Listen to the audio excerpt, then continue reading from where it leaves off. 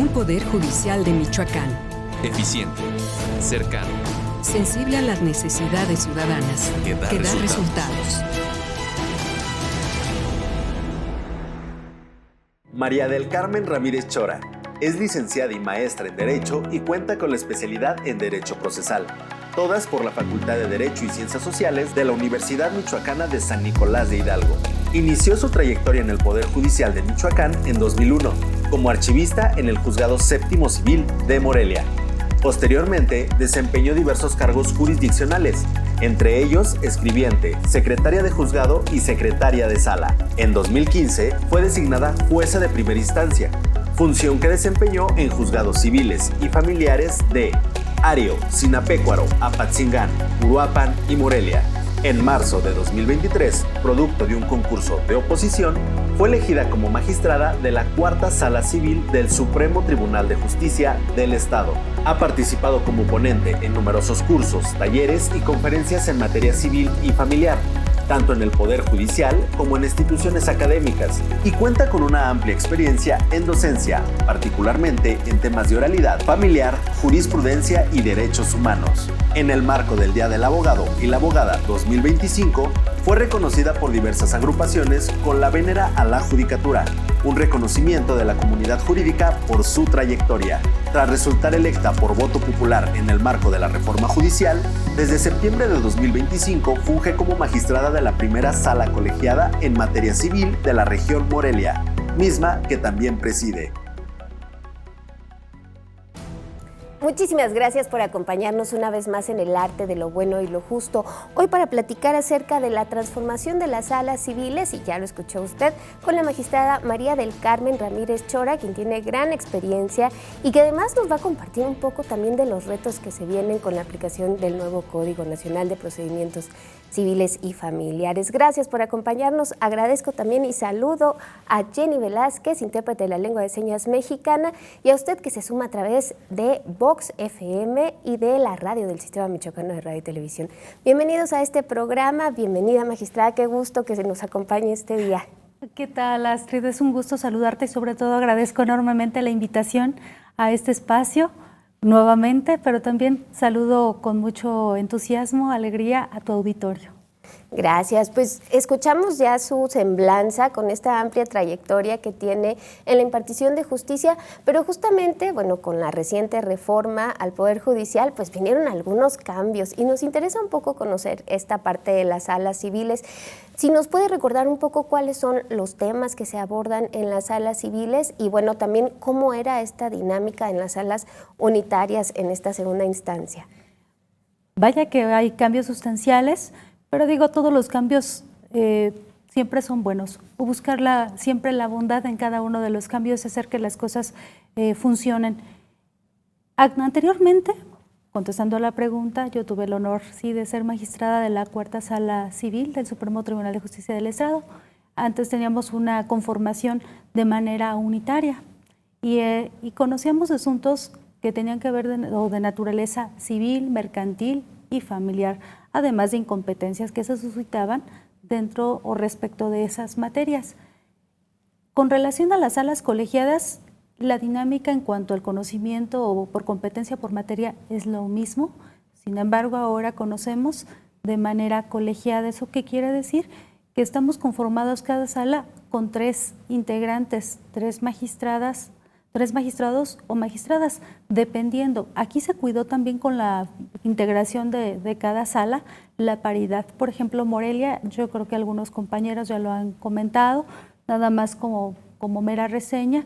Morelia se conforma, por ejemplo, con 2 salas colegiadas civiles, integrada por 3 personas magistradas en cada una. Aquí donde se advierte es, digamos, esa paridad, porque, por ejemplo, en la primera sala colegiada civil, la cual tengo el honor también de presidir, somos 2 magistradas y 1 magistrado. La segunda sala colegiada civil de Morelia se integra por 2 magistrados y 1 magistrada. De alguna manera estamos 6 personas que tenemos el mismo cargo, pero distribuidas de diferente forma, pero siempre y cuando, en este caso, cuidando esa paridad.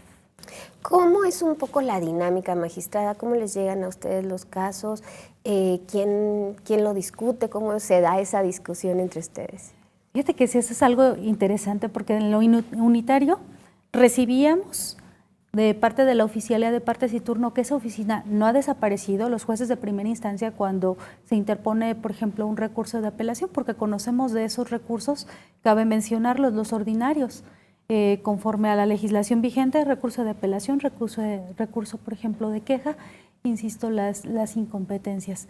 Entonces, nos los turnan y se distribuyen en todas las salas. Ahora es, digamos, misma mecánica, ya se distribuye a la primera o a la segunda sala y como estamos integrados con 3 magistraturas que actualmente se denominan ponencias, que somos los que nos encargamos de ese trabajo, por ejemplo, lo que llega a la primera sala se distribuye en cualquiera de las 3 ponencias hablando de colegiado.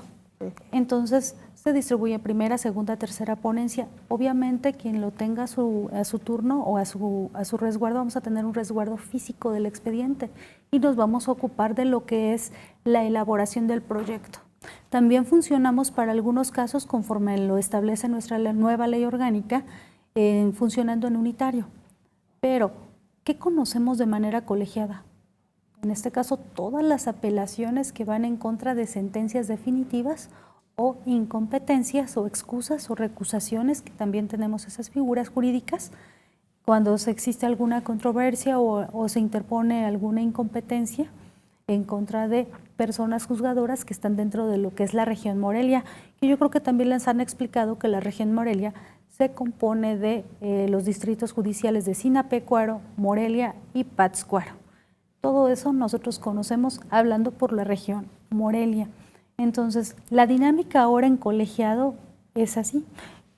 Comparándola con la unitaria nos llegaba uno solo y nosotros le dábamos el trámite. Lo colegiado se distribuye en cualquiera de las 3 ponencias cuando trabajamos colegiadamente, pero la presidencia es quien se encarga del trámite hasta la citación de la sentencia. Pero el litigante o los justiciables ya saben en qué sala y en qué ponencia se encuentra resguardado y qué magistrado o magistrada va a elaborar el proyecto de sentencia. Eso se va a llevar después a una discusión o análisis o discusión entre los 3 magistrados o magistradas, dependiendo de los casos, y vamos a llegar a una decisión, ya sea que aprobemos ese proyecto por unanimidad, incluso por mayoría, o si no se obtiene ni la mayoría, se tendrá que ver el mecanismo relativo a que se adapte el proyecto o se reformule también, porque ha pasado, vamos a decirlo, antes de la reforma era una sola persona magistrada quien resolvía el asunto y lo transitaba tanto en lo administrativo como en su resolución final. Ahora no, ahora lo interesante es que somos 3 personas, probablemente en este caso también podría sentirse la ciudadanía segura porque bueno, se dice, ese asunto, mi asunto lo van a analizar 3 personas. Y quiere decir que a lo mejor va a estar más cuidado, o esa es la pretensión, de que esté más cuidado, que sea un análisis más acucioso, que a lo mejor en lo individual se me fue alguna situación, pero están las otras 2 personas que van a estar vigilantes de que esa decisión pues esté apegada o ajustada a derecho. Ahora, aquí lo importante es el aprender a trabajar en equipo. Hablo porque tengo las 2 visiones. Yo no trabajaba en equipo cuando estaba como unitario, ahora sí. Y ahora con la función como presidenta de la primera sala también es armonizar y cuidar los tiempos, que el trabajo de la primera sala dé los resultados que se están esperando, que es una solución pronta y efectiva de los asuntos que por turno nos corresponden. Aquí, ¿qué es lo que puedo hacer? Y embonar las 2 preguntas que se hacen. Cuando es turnado algún asunto que se conoce de manera colegiada o se debe conocer de manera colegiada, en lo particular como presidenta verifico, hago los registros, las anotaciones correspondientes para poder garantizar también esa publicidad en cada uno de los asuntos que pasan por nuestras manos. De ahí se hace un formal turno a las otras ponencias. Estamos cuidadosos de los tiempos. Todos tenemos un manual de buenas prácticas que es de manera particular, eso no se publica en ninguna parte, sino en la forma en cómo hemos enfrentado este reto, en la forma de cómo estructurar, organizar y que también los abogados conozcan esta forma y no confundirlos, porque bueno, también se queda mucho en la mente lo que pasaba antes, pero ahora en la forma en cómo estamos transitando. Después de que analizamos en lo particular dentro de las formas que tenemos, en lo habitual, cada ponencia cuenta con una secretaría de acuerdos. Entonces, como presidenta, yo me coordino incluso con las 3 secretarías de acuerdos con relación a que se elabore el acuerdo correspondiente. Obviamente yo lo voy a firmar y me lo voy a llevar hasta analizar y firmar hasta lo que es la citación. Ahí el magistrado o magistrada ponente se va a encargar de elaborar el proyecto. Tenemos un tiempo y un control dentro de nuestras buenas prácticas de cuándo presentar o cómo presentar incluso ese proyecto, para que los otros magistrados tengan la oportunidad de analizar el asunto. Cuando se elabora el proyecto, el asunto, digamos el expediente, todas las constancias quedan en poder de la presidencia. Si algún magistrado o magistrada le causa, digamos, le llama la atención el proyecto y no le queda claro, obviamente el expediente siempre va a estar a su disposición. ¿Por qué? Porque es parte del estudio, es parte de esa garantía que estamos dando con la colegiación. Lo analizamos y en su momento ya se cita para lo que se elabora una orden del día y decimos estos y estos y estos van a salir. Y ya nos estamos preparando, señalamos fecha y hora, no estamos obligados a videograbarla aún, que es otro de los retos que podríamos tener ya ahora conforme al Código Nacional, que ahí sí va a implicar otra dinámica distinta. Lo que hacemos es lo videograbamos, no lo videograbamos nosotros, pero nos reunimos. Esa reunión se hace actualmente en las instalaciones o en los espacios donde están las presidencias. En mi caso, en la ponencia, yo estoy adscrita a la 3ª ponencia y ahí asisten mis compañeros, en este caso la magistrada Gabriela Ortiz Manso y el magistrado Gualberto Gamacoria, que actualmente también es el presidente del Supremo Tribunal.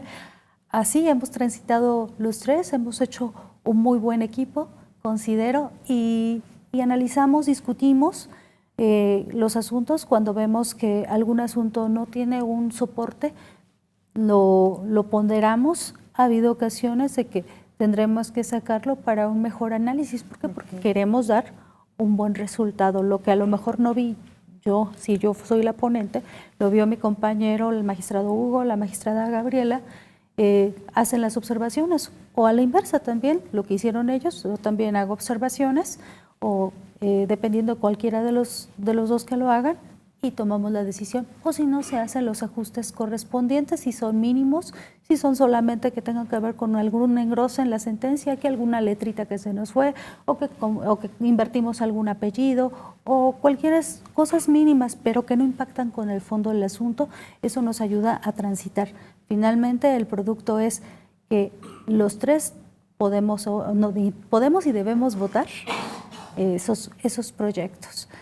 ¿Qué vicisitudes podríamos tener o la diferencia? Que como presidenta yo me encargo de lo administrativo, pero también mi voto es válido al momento de analizar o resolver de fondo un recurso de apelación en contra de sentencia definitiva o alguna incompetencia, una excusa o una recusación de las que somos competentes las salas unitarias, las salas colegiadas, corrijo. Que esto pues trae grandes beneficios para la ciudadanía, como lo mencionaba magistrada, pues es una mayor certeza de que se está juzgando el caso de la mejor manera con estas 3 posturas, visiones, que bueno que sean 3 también permite que no haya empate, a menos que alguien se excuse del caso por algún motivo, pero creo que esto también, y la paridad sobre todo, también le brinda un enfoque distinto, ¿no? Y tocaste un tema maravilloso. Cuando alguien no se excuse, ¿qué pasaría si alguno de los magistrados o magistradas, por ejemplo, de mi sala se encontrara impedido para emitir su voto? De decir, bueno, probablemente yo que soy orgullosamente originaria de Charo, Michoacán, ¿qué tal si es un asunto como Charo corresponde a Morelia y que es donde se esté ventilando alguna controversia con un familiar mío? Si yo puedo advertir a alguien que es algún familiar, por ejemplo, de Charo, yo lo que voy a hacer es, me excuso legalmente, yo no puedo emitir mi voto. Entonces, aquí vamos a aplicar algo que establece nuestra ley orgánica, que es solicitar el apoyo de algún magistrado o magistrada de la sala más cercana. Yo tendré que girar un oficio obviamente plantear mi excusa, después girar el oficio, por ejemplo, a la segunda sala colegiada civil, y ellos entre sus 3 integrantes, dependiendo de las formas o los turnos que ellos tengan, van a elegir uno de sus integrantes para que para ese asunto en particular se haga ese estudio, ese análisis, porque no se debe de romper la colegiación. Entonces, el expediente, por ejemplo, si yo lo hubiera tenido como incluso para elaborar el proyecto, yo tendría que pasarlo a cualquiera de los 2 integrantes que por turno les correspondería de mi sala, ya sea el magistrado Gualberto o la magistrada Gabriela.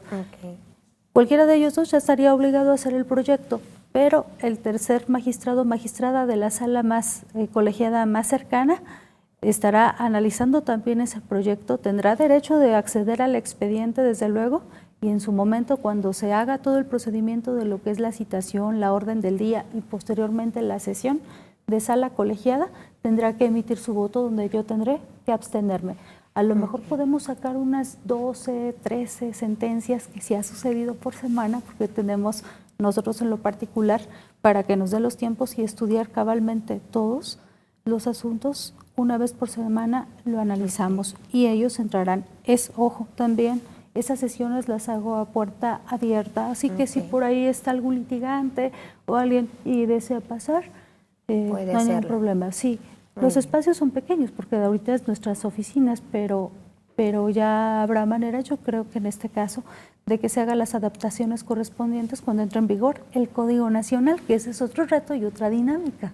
Va a implicar grandes cambios en cuanto a la estructura y la forma de cómo vamos a impartir justicia. Y aquí mencionaste algo importante. La capacitación es eje para poder transitar y entrar, cuando entre en vigor el Código Nacional de Procedimientos Civiles y Familiares, que va a impactar tanto para la primera como para la segunda instancia. Prácticamente son 3 ejes importantes. La primera es que vamos a transitar formalmente por la oralidad. Actualmente ya se hace en la primera instancia por cuanto ve a los juicios en la materia mercantil, que son los orales mercantiles, pero también en la materia familiar, donde tenemos incluso juzgados especializados en oralidad familiar, pero eso ocurre ya en la primera instancia. Entonces tenemos la oralidad. Segundo, ya se viene, ahora sí que entrar a la tecnología, esa justicia digital en la que también tenemos que capacitar, no solamente tener fortalezas o habilidades para poder desarrollar la oralidad, sino también tener esos conocimientos técnicos y en su momento simplificar hasta la formación de cada expediente y cómo va a transitar de la primera incluso a la segunda. Tenemos que, ahora sí que va a ser una formación multidisciplinaria para poder llevar a cabo y hacer frente a esos retos. Y la otra, una protección exacerbada en derechos humanos. ¿Estamos obligados como autoridades todos? Sí, pero ahora va a ser todavía más concentrada, más visual y más obligada. Entonces, sí o sí, tenemos que prepararnos en esos rubros. Por lo que ve la segunda instancia, todo ha transitado por escrito. Y a la fecha, aun y cuando estamos funcionando como colegiados, el trámite es muy similar, pero sigue siendo escrito. Después, ya va a ser oral. Una de las cosas que es uno de los retos en lo particular dentro de mi trayectoria, yo fui jueza oral y la verdad se siente muy bonito colocarse la toga. Ahora tocará colocarse la toga dentro de lo que es ya la segunda instancia. El ya tener frente a frente, por ejemplo, nosotros cuando resolvemos el recurso de apelación en contra de sentencias definitivas, que será la competencia que también nos establece el Código Familiar para conocer esos asuntos. Pero si antes recibíamos los escritos que fija la litis en la segunda instancia, que son los agravios, la contestación de los agravios, ahora, si los teníamos por escrito, van a seguir siendo por escritos, pero se va a abrir una audiencia especial donde se va a hacer una explicación de los agravios, ya sea para, en este caso, su aclaración o un resumen de los mismos. Ya los vamos a tener cara a cara. También, si llegaran a existir pruebas supervenientes, que en el transitar de lo que es la segunda instancia, que es otro de los retos, se generara una prueba que dice no la alcanzamos a tener en la primera instancia, pero urge porque va a influir en el resultado de lo que es la segunda instancia, corrijo, de la primera y la segunda, entonces el magistrado o magistrada, dependiendo de las circunstancias, vamos a tener que recabar esas pruebas. desahogarlas. Y si vemos violaciones procesales, algo que fue anómalo en la primera instancia, ya aquí ya las tenemos que reponer. Pero con la formalidad, por ejemplo, si en una prueba no se recabó debidamente en lo que es la primera instancia, nosotros tendremos que abrir una audiencia especial y desahogarla como fue en la primera instancia. Ya no vamos a regresar el expediente como ahora ocurría. Por ejemplo, en materia familiar vamos a tener, yo le llamo así, con términos muy coloquiales para darme a comprender, una manga muy ancha. ¿Por qué? Porque aquí atendemos en mayor medida o con mayor medida asuntos donde se controvierten derechos de personas que se catalogan que se encuentran en vulnerabilidad. Niñas, adolescentes, mujeres, casos de violencia, personas adultas mayores, personas que viven con alguna discapacidad, personas, por ejemplo, indígenas, afromexicanas, donde tendremos la obligación incluso hasta de suplir la deficiencia de planteamientos tanto en los agravios como también en su material probatorio. Hablamos, por ejemplo, en los casos más comunes de niñas, adolescentes. No se llevó a cabo la escucha de una persona menor de edad en la primera instancia, pero era necesaria. Acá en segunda instancia yo tendría que reponerla incluso de oficio y llevarla a cabo. Alguna medida cautelar, que ese es otro de nuestros grandes retos en la segunda instancia, que involucren a estas personas que se catalogan que viven en vulnerabilidad o que son más vulnerables que las otras. Tendremos que, si me piden alguna medida cautelar, yo como magistrada o mis compañeros o compañeras, tendremos que atenderlas, ordenarlas y en su caso ejecutarlas, pero esto solamente en materia familiar. Si es materia civil, que es de estricto derecho, en materia civil existe otra regla y se tendrá que regresar a la primera instancia. Vamos a cuidar siempre los momentos para cuando se trate de violaciones procesales, debemos de estar más atentos, más al alba. Ahora, nuestra explicación de las sentencias, si bien tenemos que elaborarlas necesariamente por escrito, pero ahora sí las vamos a tener que explicar oralmente. Y también nuestros tiempos van a ser diferentes, simplemente para elaborar el proyecto, para en su caso circularlo al resto de los magistrados y ellos puedan emitir su voto y poder citar para el dictado de la sentencia. Entonces, sí es un reto más complejo. Se va a visualizar más en tratándose sí de la materia familiar, no desdeño lo que es mercantil, no desdeño la materia civil, donde también en lo que es materia civil y familiar vamos a estar sí más activos en transitarlo. Ese es uno de los tantos retos. ¿Qué nos va a generar? Pues desarrollar, además de lo que es las capacitaciones, habilidades y destrezas para tener una comunicación asertiva, pero obviamente garantizando siempre un respeto también a derechos humanos y auxiliándonos de la tecnología. Es algo que... Una mayor cercanía, sin duda, con la cercanía y sociedad. contacto con la sociedad. Y como dice los derechos humanos, ¿no? El respeto a los derechos humanos. Magistrada, le agradezco muchísimo que nos haya acompañado en esta emisión del Arte de lo Bueno y lo Justo. Siempre es un placer compartir con usted, conocer toda esta experiencia y cómo se está trabajando desde dentro del Poder Judicial. Gracias por habernos acompañado. Muy amable, Astrid. Ahora sí que estos temas dan para mucho. Se queda, como dicen por ahí coloquialmente, uno picado, pero yo agradezco siempre esa invitación.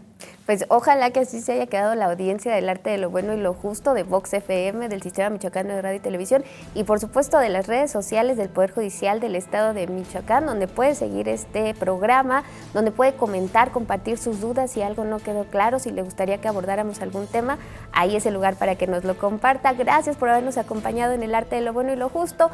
Le esperamos la próxima.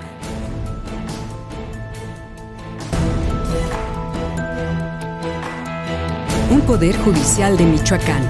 Eficiente. Cercano. Sensible a las necesidades ciudadanas. Que da resultados. resultados.